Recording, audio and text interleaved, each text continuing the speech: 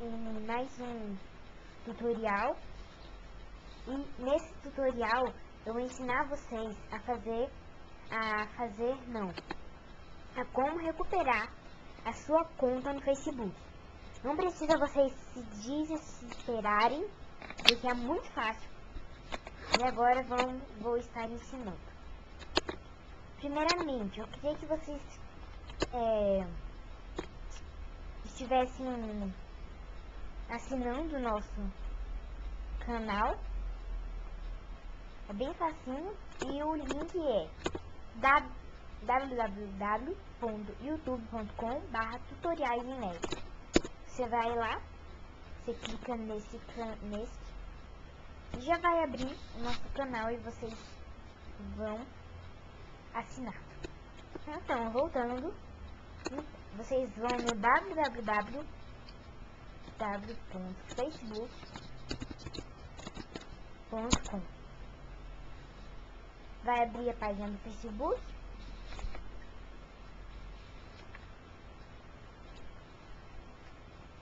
E você vem aqui, esqueceu sua senha, você clica aqui.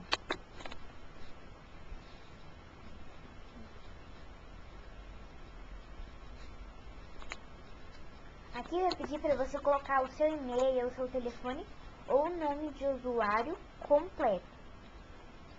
Nome de usuário ou nome completo. Eu vou colocar meu e-mail. E você clica em pesquisar depois que colocar o seu e-mail. Aqui, ó, você vem aqui, ó. Faça o login. Você clica aqui e vem em continuar. Onde tem, faça o login no e-mail para redefinir sua senha rapidamente. Então ele vai entrar logo no seu e-mail. Na Microsoft, ele vai pedir para você entrar nessa conta.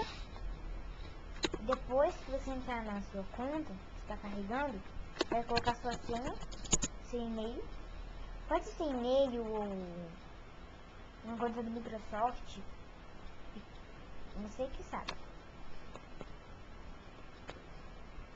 Então já vai pedir para você colocar sua senha, a nova senha, e confirmar sua senha e pronto, você só clica em continuar. Como eu falei pra vocês, é facinho. Ele vai entrar logo no seu Facebook e está pronto. Esse foi mais um tutorial do nosso vídeo. E como eu pedi pra vocês, se inscrevam no nosso canal. Bom, até o próximo tutorial.